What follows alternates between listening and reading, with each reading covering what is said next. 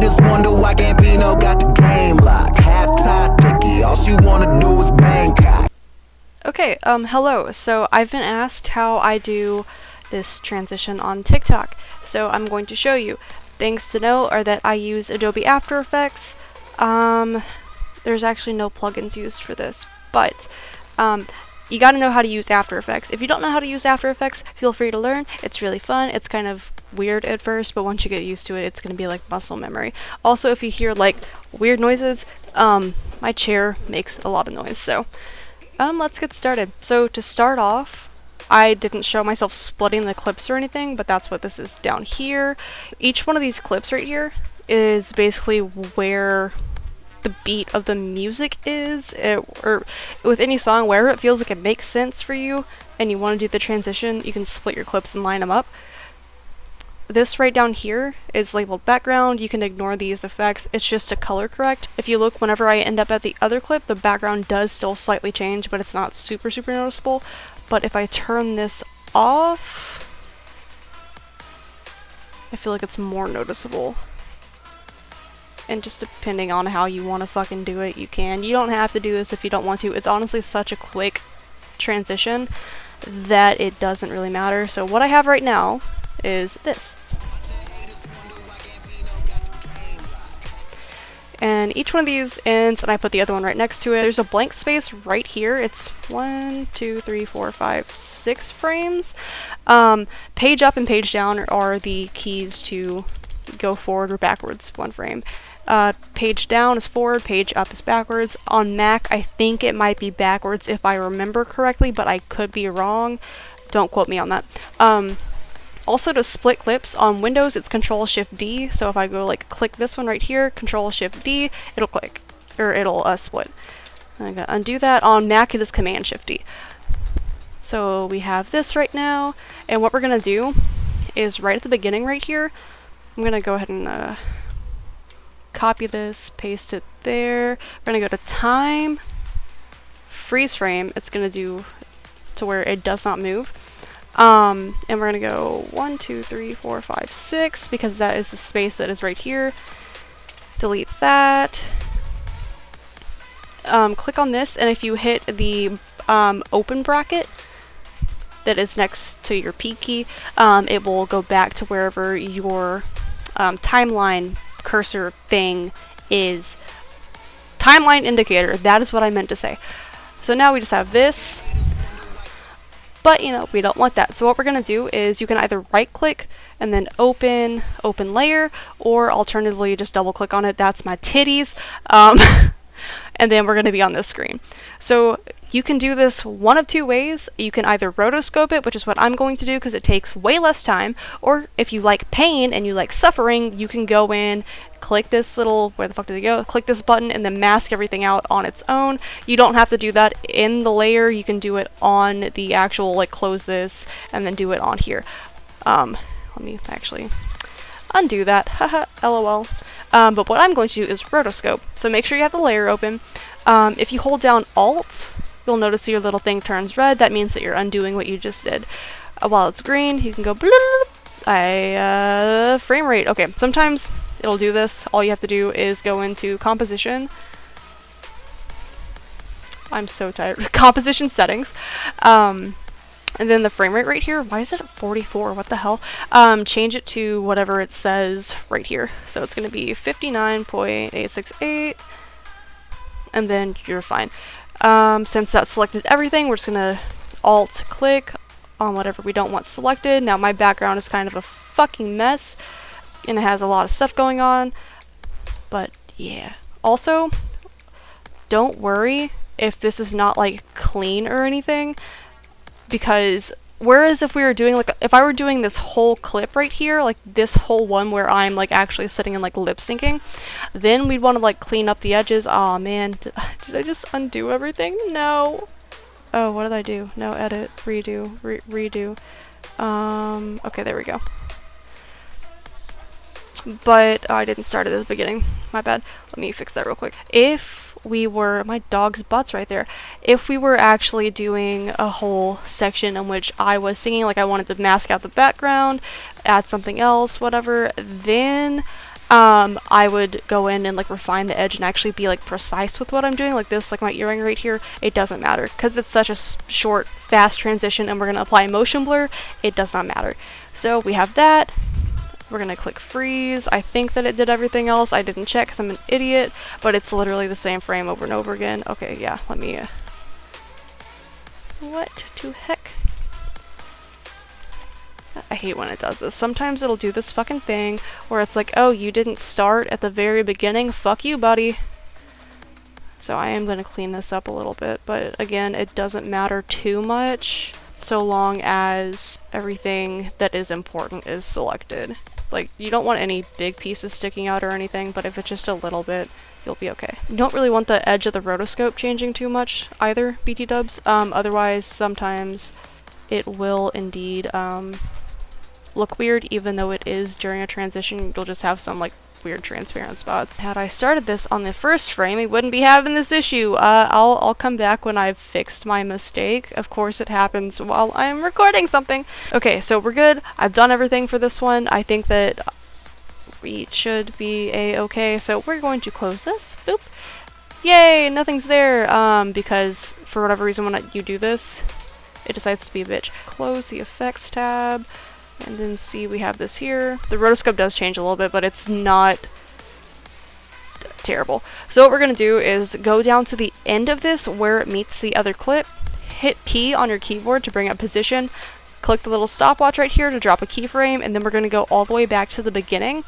And then this little one right here that makes you go wee, we are going to drag it to the left, to the right, whatever direction you want to go. For this, in this case, I am coming from the left because that's the direction I picked. Yeah. And then let this load real quick. And I turn this right here turns on motion blur. So, and then you have that. So we have the first thing we do done. And now we do it at the end. And basically you just repeat this for each one.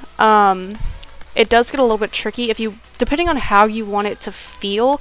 Sometimes, say, like, if I were to be going out on this side too, I'd want this right here to line up with, like, me on this side and then me on the other side, like, equidistant, which is what we're going to get into, like, right here.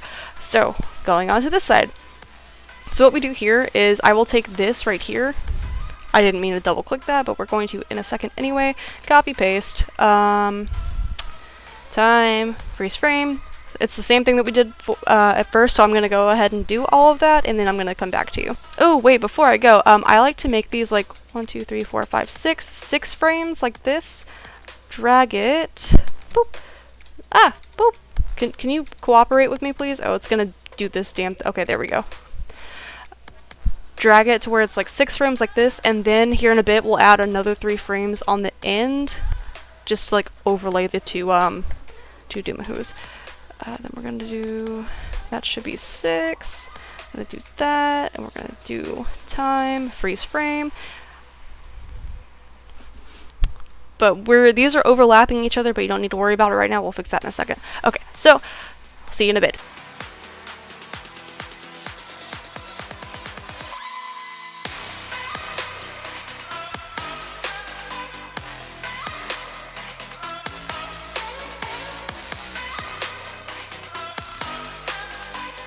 Okay, so I've got everything rotoscoped now. That took like all of 2 fucking seconds. Was this being a butt? Okay, there we go. Just go there. I'm gonna close this. Now what we're gonna do is we got this, and then it's gonna go 1, 2, 3. And then actually just do 1, 2, 3. Then what we're going to do here actually is crop this down to the end, because if this starts moving like over it, it's going to look weird. So what the frick frack snick snack? Oh, I have this one turned on. Okay, we're going to turn that off. Then we are going to bloop. This one we are going to do position at the beginning because we want it to stay there or start there and then go. I'm going to go to the right. Let me turn on motion blur. I'm going to go 1 frame back here so I can see what I'm doing. I'm gonna have to rotoscope that out because it didn't stick. Once you get to like 20 frames, or if you change your whatever the hell you're working with, sometimes the rotoscoping will like undo itself and you might have to go back in and fix it. I always forget that, so I end up suffering because I'm actually fucking stupid. Oh. Sometimes when you unfreeze it, you'll have to unfreeze it and it should update. There we go, we can refreeze it.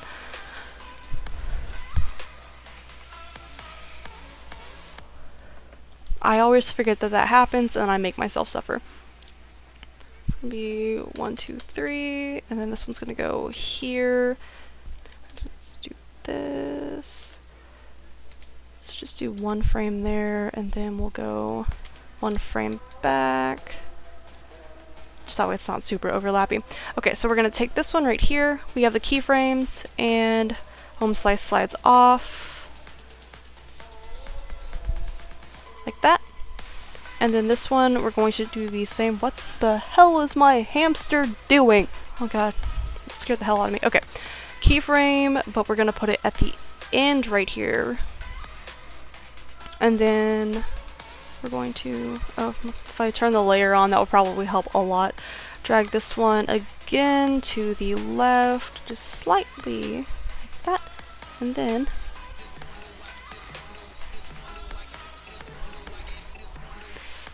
just trim that down, trim that down. And then you can see both me's, the 2 clones of Paige, oh god, pop up on the screen at the same time. And then you could just do the same thing here and then there, but I'm not sure if I want to because, yeah, but I'll do the end of this one right here and then I'll just loop it for you. That way you get the feel of it.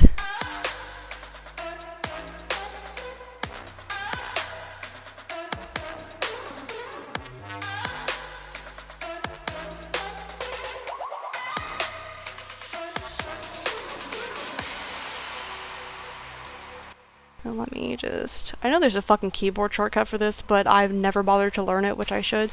I'm not a film major. This is just a hobby. But here we go.